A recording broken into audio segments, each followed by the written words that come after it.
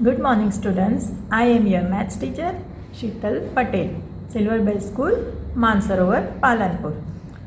We have already completed our 3.2 exercise of chapter 3 data handling. Now today I will teach you the bar graph. मैंने आप लोगों को बोला था कि ग्राफ पेपर का अरेंजमेंट कर देना, ग्राफ पेपर यूज़ करो या ग्राफ बुक यूज़ करो, कुछ भी चलेगा. So today we will see exercise 3.3. So all of you open your page number 72 of your textbook. On page number 72, the first question is use the bar graph figure 3.3. देखो बाजू में figure 3.3 दी है, उसको देखना है to answer the following questions. तो हमारा first question है which is the most popular pet. तो हमारा ये वाली फिगर आपको देखनी है. ये फिगर देख के आपको बताना है कि विच is the most popular PAT, सबसे पॉपुलर, सबको पसंद हो ऐसा पैट कौन सा है. तो यहाँ पे देखो आप लोग देख सकते हो डॉग इज गिवन. तो डॉग कितने स्टूडेंट्स को पसंद है ये स्टूडेंट्स बताए हैं. तो डॉग 8 स्टूडेंट्स को पसंद है. कैन यू सी ना, ये डॉग जो कहाँ 8 तक जाना है, मतलब 8 स्टूडेंट लाइक डॉग. कैट कितनों को पसंद है 10 स्टूडेंट को. ये यहाँ पे स्टूडेंट लिखा है और यहाँ पे पेट एनिमल्स लिखा है. तो ये एनिमल्स का नाम है और ये स्टूडेंट्स हैं. कितने स्टूडेंट्स. रैबिट कितनों को पसंद है ओनली 2 स्टूडेंट. देखो 2 की लाइन में है. ओके इस तरह से हामस्टर्स कितनों को पसंद है. अब ये 4 और 6 के बीच में है. 4 वाली लाइन है और ये 6 वाली लाइन है, उनके बीच में, मतलब hamster is like by 5 students. देखो 4 और 6 के बीच में कौन सा नंबर आता है 5. तो 5 स्टूडेंट्स को पसंद है. और अदर्स दूसरे एनिमल कितनों को पसंद है 2 और 4 वाली लाइन के बीच में, मतलब 3. दूसरे एनिमल्स 3 स्टूडेंट्स को पसंद है. तो हमारा फर्स्ट क्वेश्चन था which is the most popular pet, सबसे पसंदीदार जानवर कौन सा है. तो वी कैन से कैट सबसे हाईएस्ट, उसकी हाइट सबसे ज़्यादा है उसके बार की, मतलब हमारा आंसर होगा, you can write in your notebook, the most popular pet is cat. Okay now second question, how many students have dog as a pet. कितनों के पास डॉग है, पैट के रूप में डॉग कितने जन रखते हैं. ये सारे पैट एनिमल्स है, तो उसमें डॉग कितनों के पास है 8 स्टूडेंट्स के पास है ना. देखो 8, तो 8 students have a dog as a pet, ये आपको लिखना है. नाउ सी सेकंड क्वेश्चन, वो नीचे दिया है और उसकी फिगर ये वाली फिगर सेकंड क्वेश्चन की है. Read the bar graph figure 3.4 which shows the number of books sold by a book store during 5 consecutive years and answer the following questions. एक बुक स्टोर है, बुक बेचने की दुकान, उसमें 5 साल में कितनी बुक्स उसने सोल्ड करी, बेची है, उसका ग्राफ बताया है. तो 1989 में उसने इतनी सोल्ड करी, फिर 1919 में इतनी, 91 में इतनी, 92 में इतनी, 93 में इतनी बुक सोल्ड करी है. तो उसको देख के हमको इसके आंसर्स देने हैं. The first question is about how many books were sold in 1989. So number of books sold, इस तरह से आप लोग आंसर लिख सकते हो. In 1989 were about 180. कैसे 180, यू कैन सी दिस. देखो ये 100 है, ये 200 है, ये करीब 200 के पास में आ गया, तो हमने 180 लिखा है. इन 1990 ये वाला क्वेश्चन, तो 1990 वेर अबाउट 475 रखेंगे. ये 4 और 500 के काफ़ी नज़दीक आ गया है, तो 475 बुक्स. In 92 where about 225. देखो 92 में 200 और 300 तो यहाँ पे है, तो हमने लिया 225 अराउंड. ये ग्राफ पेपर में होता तो हम एग्जैक्ट लाइन देख के पता लगाते. ये इस तरह से प्लेन पेपर में दिया है, इसलिए अंदाज से लिख दिया हमने. Now second question, in which year were about 470 books were sold. कौन से साल में 470 बुक्स सोल्ड करी है. तो इन 1990, अब देखो 1990 में है ना 475 हमने लिखा ना, तो you can write in 1990 year about 475 books were sold, ये आपको लिखना है। अबाउट 225 बुक्स, वही क्वेश्चन में है, अबाउट 225 बुक्स, तो in 1992 year about 225 books were sold, तो उसका आंसर आ जाएगा 1992। Now question 3, in which years were fewer than 250 books sold, 250 से कम बुक्स कौन से साल में बेची है? तो 250 यहाँ पे आपने देखा 250 कहाँ था? 250 हमारा 250 होता है यहाँ, बराबर 200 और 300 के बीच में। तो 250 से कम कहाँ है? एक तो 1989 में है और 1992 में है, क्योंकि वहाँ पे भी 225 बुक्स थी। इसीलिए you can write in the year 1989 and 1992 fewer than 250 books were sold, ये 2 साल में कितनी बुक्स बेची? 250 से कम बुक्स बेची, ये हो गया आपका आंसर, ये दोनों। Now question 4, can you explain how you would estimate the number of books sold in 1989? Can you explain मतलब आप समझा सकते हो कि आपने 1989 का एस्टिमेशन कैसे किया, आपने कैसे पता लगाया कि कितनी बुक सोल्ड करी है? तो यहाँ पे देखो, the height of the bar of 1989 is lightly less than 200, कैसे पता लगा? क्योंकि 200 के थोड़े ही वो नीचे है, कम है, 200 की लाइन यहाँ जाती है और ये थोड़ा नीचे है।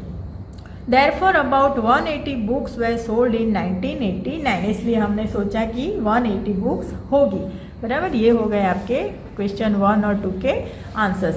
Now third question is number of children in 6 different classes are given below, represent the data on a bar graph. अब आप लोगों को बार ग्राफ का डेटा दिखाना है ग्राफ पेपर के ऊपर। अब डेटा क्या दिया है? क्लास है 5th 6th 7th 8th 9th 10th और नंबर ऑफ चिल्ड्रन है उसके क्लास में, ये सारे क्लास में कितने बच्चे हैं उसका डेटा का अपने को ग्राफ बनाना है। Represent the data on a bar graph. तो देखो मैंने ये ग्राफ पेपर ले लिया, इस तरह से आप लेना, फिर उसमें इस तरह से मैटर लिखनी है आपको। ये एक्सिस है तो इस तरह से हॉरिजॉन्टल होगा, उसको x लिखने का, x एक्सिस, और वर्टिकली को y एक्सिस। ओके, ये ग्राफ आपने सीखे हैं प्रीवियस स्टैंडर्ड में, पर डबल बार ग्राफ हम 7th स्टैंडर्ड में इस बार सीखने वाले, तो ये सब आपने कर चुके हैं आप लोग। Scale on y axis. अब स्केल कितना लेना है? देखो स्केल कैसे लेते हैं? सबसे हाईएस्ट नंबर देखो, इसमें 135 हाईएस्ट है इन सब में, तो 135 तक हमारा ग्राफ तो जाने ही वाला है ऊपर, तो हमको इतना स्केल लेना है कि 135 तक हम पहुंच जाए। तो हम 10 का स्केल लेते हैं, 1 सेंटीमीटर इज इक्वल टू 10 लेंगे, तो 1 centimetre is equal to 10 children. ठीक है, इस तरह से लिखना ज़रूर है, इसका 1 मार्क होता है। बार ग्राफ अगर 4 या 5 मार्क का है तो ये चीज़ का 1 मार्क होता है, बराबर। It is very important. Now x axis पे हम लोग क्या लिखेंगे? देखो सबसे पहला जो ऊपर वाला होता है क्लास, वो हम लोग यहाँ पे एक्स एक्सिस पे लिखते हैं, और नंबर ऑफ चिल्ड्रन, कोई भी नंबर वाली चीज़ होती है वो हम यहाँ वाई एक्सिस पे लिखते हैं, तो नंबर ऑफ चिल्ड्रन हम यहाँ पे लेंगे। नाउ सी, अब क्या करना है? ड्रॉ करेंगे हम बार ग्राफ। ठीक है, देखो ये नाउ क्लास मैंने लिख दिया है और नंबर ऑफ चिल्ड्रन लिख दिया, हेडिंग मैंने लगा दी है। अब 5th, सबसे पहले 5th यहाँ पे भी मैंने लिख दिया है, देखो ये आपने किया हुआ है तो मैंने लिख के तैयार रखा है। 5th कहाँ लिखना है? 5th एक बॉक्स छोड़ के 5th वाला बार हम बनाएंगे, वो वाला कॉलम ऊपर बनाएंगे, फिर एक बॉक्स छोड़ के 6, एक बॉक्स छोड़ के 7, इस तरह से आप लोग हेडिंग डाल दो। ठीक है, नाउ देखो मैं पेन से ड्रॉ कर रही हूँ, लेकिन आपको ग्राफ हमेशा पेंसिल से ड्रॉ करना है। ये भले आप लोग पेन से लिखो या पेंसिल से लिखो, पर अंदर वाली जो हम ये कॉलम ड्रॉ करेंगे, बार ड्रॉ करेंगे, वो हमेशा आपको पेंसिल से ड्रॉ करना है। सो अब फिफ्थ में नंबर ऑफ चिल्ड्रन कितने हैं? 135। देख सकते हो ना आप लोग, अपनी टेक्स्ट बुक में भी देख सकते हो 135। तो 135 कहाँ मिलेगा हमको? 80, 90, 20, 130, 10, 20, 30, 40, 50, 60, 70, 80, 90, 100, 10, 20, 30, ये 40 हो जाएगा और ये 45, अरे 50, 10 का लिया है ना, देखो ये ध्यान में रखना है। 30, 40, 50 एंड 60, ठीक है। तो 135 कहाँ मिलेगा? ये 30 है और ये 40 है, तो उसके बीच वाली लाइन, ये ध्यान में रखना। अब देखो ये भी आपको एक ध्यान में रखना है, यहाँ 0 लिखना है और 10 कहाँ लिखना है? जो हमने 10 का स्केल लिया वो यहाँ बीच में बॉक्स में बीच में नहीं लिखना है, ये वाली लाइन के ऊपर लिखना है। भले लाइन के ऊपर ही आना चाहिए, मतलब ये वाली जो लाइन है वो 10 रिप्रेजेंट कर रही है। यहाँ अगर ये लाइन दिखाते हैं मतलब 10 चिल्ड्रन है। इस तरह से लाइन के ऊपर ही नंबर लिखने हैं, यहाँ बीच में बॉक्स के अंदर नहीं। तो हमारे चिल्ड्रन है 5th स्टैंडर्ड में 135, तो 30 और 40 के बीच में इसको लेंगे, ये भी स्केल से, क्योंकि ये आपका परफेक्ट होना चाहिए ये वाली लाइन। और ये हमने बना दिया, पेंसिल से बनाना है आप लोगों को। तो ये हो गया हमारा 5th वाला। 6 में है 120, अब 6 में 120, देखो 120 यहाँ है ना, एक बॉक्स छोड़ के यहाँ पे 120 वाला मार्क कर दो पेंसिल से और स्केल से आप लोग ड्रॉ करोगे, ठीक है। स्केल के बिना ड्रॉ करोगे तो मुझे पता चल जाएगा, मैं पूरा कैंसिल करके फिर से कराऊंगी। 7th में है 95, अब 95 90 और 100 के बीच में है ना, एक बॉक्स, ये वाले बार के बाद एक बॉक्स छोड़ना पड़ेगा और ये हमारा हो जाएगा 95।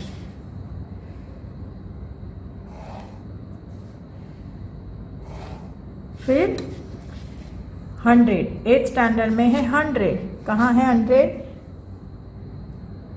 ये वाला, ये 100 की लाइन देख लेने की, और यहाँ पे याद आ गया ना आप लोगों ने पहले किया हुआ होगा। चलो, और 10th में है 80, 9th रह गया है ना, 8 में था 100, 9th में है 90, 90 कहाँ है? ये रहा हमारा 90।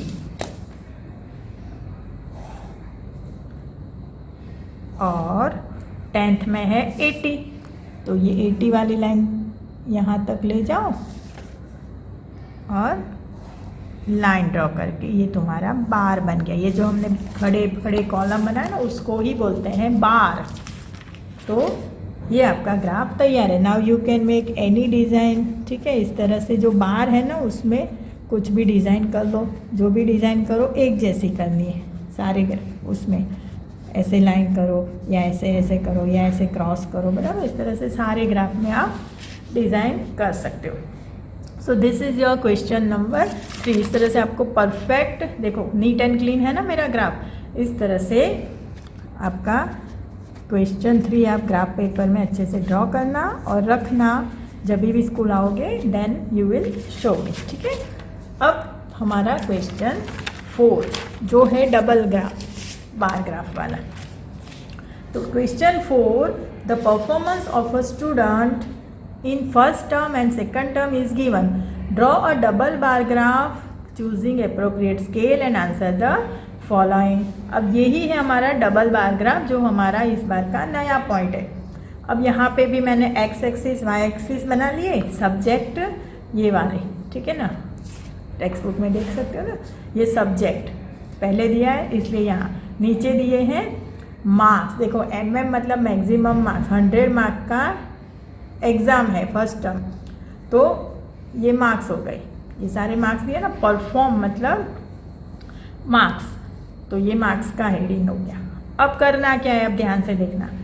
अब सब्जेक्ट्स में इंग्लिश, तो मैं यहाँ पे लूँगी इंग्लिश, एक बॉक्स छोड़ के इंग्लिश। अब डबल बार ग्राफ है इसलिए ये 2 कॉलम मैंने लिए। अब देखो मैं सब इंग्लिश का ही पहले समझा देती हूँ मैं आप लोगों को। अब इंग्लिश है फर्स्ट टर्म में 67। अब स्केल कौन सा लिया मैंने, हाँ यहाँ पे भी मैंने 10 का स्केल लिया है। देखो सबसे हाईएस्ट है यहाँ पे शायद 95 लग रहे हैं, तो 95 तक मेरा यहाँ तक आ सकता है बार ग्राफ। बहुत छोटा भी नहीं, बहुत लंबा भी नहीं, मीडियम बन जाएगा। सो नाउ इंग्लिश में 67 मार्क्स मुझे दिखाने हैं। अब कैसे दिखाऊंगी इंग्लिश में 67 मार्क्स, देखो 10, 20, 30, 40, 50, 60, 70। अब 60 और 70 के बीच वाली लाइन हो जाएगी 65, और 67 के लिए मुझे और 2 छोटी छोटी लाइन लेनी पड़ेगी। समझ रहे हो ना आप लोग, ये 65, ये 66 और ये हो गई 67। देखो इस तरह से परफेक्ट काम करना है। पेंसिल को शार्पन कर देना तो पतली सी बहुत अच्छी लाइन आएगी। अगर शार्पन नहीं होगी तो पूरा बॉक्स भर जाएगी, उतनी बड़ी लाइन आएगी, है ना। तो आपको एग्जैक्ट आंसर पता नहीं चलेगा। सो ये हो गया 67, और साथ में ही ये ले लेना है। जैसे ये ख़त्म कर देते ना, वैसे ये पूरा ख़त्म करना है। सेकेंड टर्म है 70। अब इंग्लिश का ही है ना, तो उसको साथ में ही लेना है। कितना, 70। अब इसी को पास में ही उसको चिपका देना है साथ में, फर्स्ट और सेकंड सेम को। देखो आप ये स्केल से लिया ना तो ही अच्छा आएगा, हाथ से अच्छा नहीं आता। देखो तो ये 70 की लाइन ले ली मैंने, और इसको दोनों को चिपका के मैंने खड़ा कर दिया है। अब करना क्या है, ये कौन सा है, ये कौन सा है, तो ये है फर्स्ट टर्म और 70 है सेकंड टर्म। पता चला, ये होता है डबल बार ग्राफ। ओके, अब लेंगे हिंदी। हिंदी में 72 है, तो ये एक बॉक्स छोड़ दो और फिर हिंदी वाला शुरू करो 72। अब ये है 70 और ये 2 बॉक्स, क्योंकि ये 10 है ना, 70 और 80, तो 10 बॉक्स का 10, तो 2 बॉक्स का 70 + 2 72। अंडरस्टूड। तो ये हो गया हमारा 72 फर्स्ट टर्म, और 65 है सेकेंड टर्म। 65 कहाँ मिलेगा, 60 और 70 के बीच में, यहाँ पे इसके साथ ज्वाइन कर देना है हमको। ये एग्जैक्ट, कितना नीट एंड क्लीन काम करते हो मैं देखूंगी। ये हो गया आपका 65।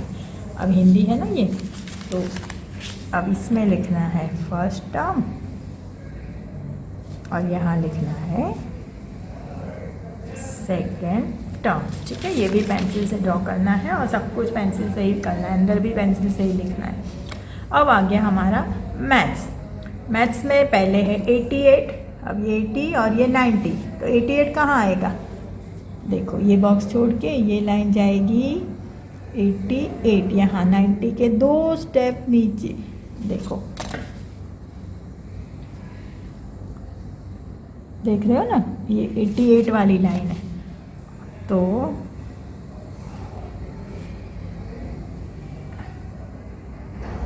ये 88 और 95। 95 कहाँ मिलेगा, 90 और 100 के बीच वाली लाइन, ये वाली लाइन।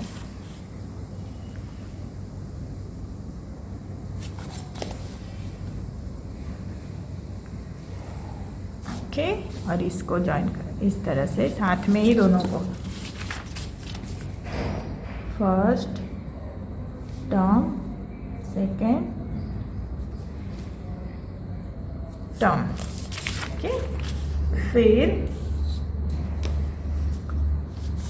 साइंस 81, साइंस हो गया 81, और 85, ठीक है।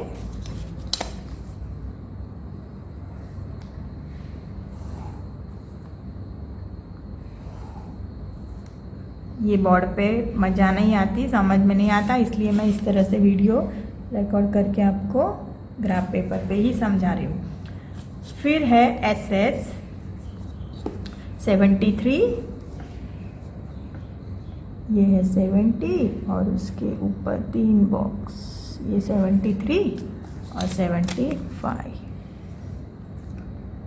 73 और 75, ये हो गया हमारा सोशल साइंस। इंटरेस्टिंग है ना, यू विल एंजॉय, ठीक है। ग्राफ ड्रॉ करना मस्त एकदम। यहाँ पे क्या लिखना है, ये साइंस का फर्स्ट टर्म और ये साइंस का सेकंड टर्म, ये एसएस का फर्स्ट टर्म और ये एसएस का सेकंड टर्म। ये सारे मार्क्स हम अब ये ग्राफ देख के हमको पता चलेगा कि किसके कौन से सब्जेक्ट में कौन से कितने मार्क्स हैं। नाउ अभी इसके नीचे भी क्वेश्चन दिए, देखो। In which subject has the child improved his performance the most. कौन से सब्जेक्ट में चाइल्ड ने सबसे ज़्यादा इम्प्रूवमेंट किया, तो इम्प्रूवमेंट किया तो बढ़ा। फर्स्ट सेम से सेकंड सेम में कौन सबसे ज़्यादा कौन से सब्जेक्ट में इम्प्रूवमेंट दिखा है, तो देखो इंग्लिश में तो कितना था, 67 था और 70, तीन ही नंबर्स बढ़े ना।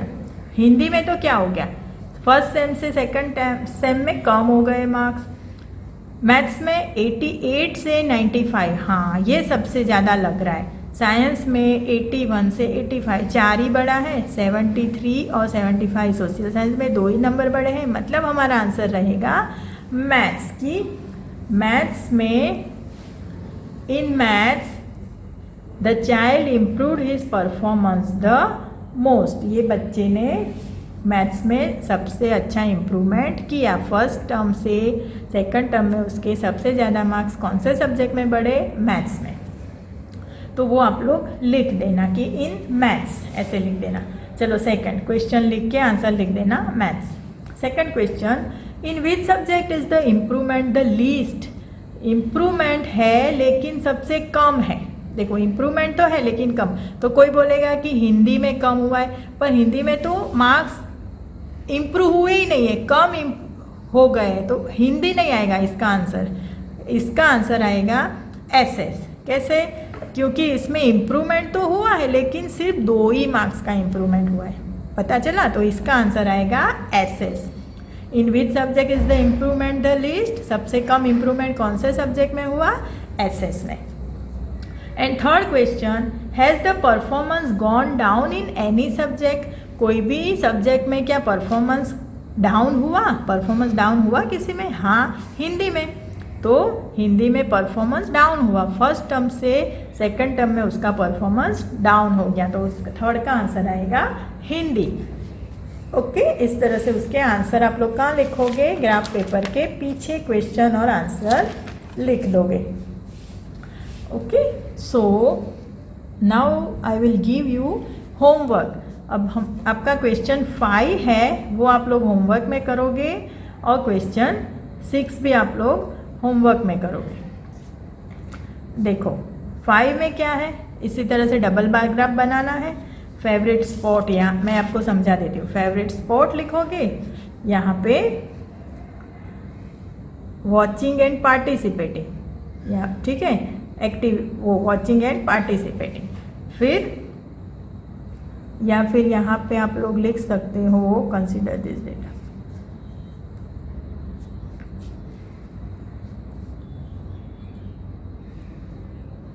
ठीक है, वॉचिंग और पार्टिसिपेटिंग भी लिख सकते हो। अब बनाना क्या है, यहाँ पे देखो मैं आप लोगों को स्केल बता देती हूँ। यहाँ स्केल लेना 1 centimetre is equal to 100 people. Scale में लिखोगे 1 centimetre is equal to 100 people लिखोगे, याद रखना। हाँ, 1 centimetre is equal to 100 people लिखोगे और फिर शुरू करोगे। यहाँ पे आपने लिख दिया फेवरेट स्पोर्ट, फिर cricket, basketball, swimming, hockey and athletic, यहाँ हेडिंग मार दिए। और यहाँ 100 मतलब यहाँ 0, 100, 200, 300, 400 ऐसे आगे बढ़ोगे।